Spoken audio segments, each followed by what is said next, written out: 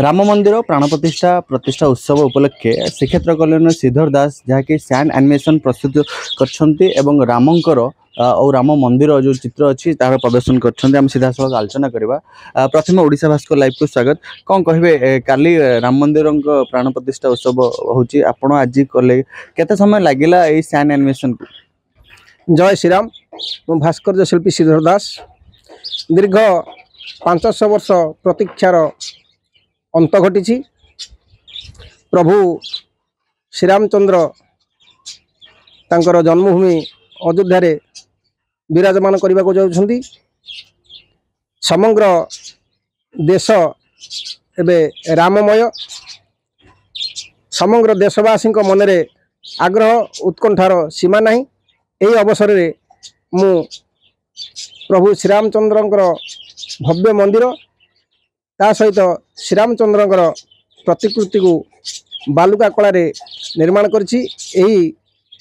कलाटी को निर्माण करने मत दीर्घ 2 घंटा समय लगी। कौन इच्छा है जे बालुका कला जो सैंड एनिमेशन गोटे अलग करने का समस्त तो किसी ना किसी चित्र कर आपड़ कौन इच्छा कले जे किसी सैंड एनिमेशन करने? देखु प्रभु पुरुषोत्तम श्रीरामचंद्र होती ये जातिर बा समग्र देशर आराध्य देवता। तेणु आज भाया दिन में दीर्घ 500 वर्षर जो प्रतीक्षा तार आज अंत घटी।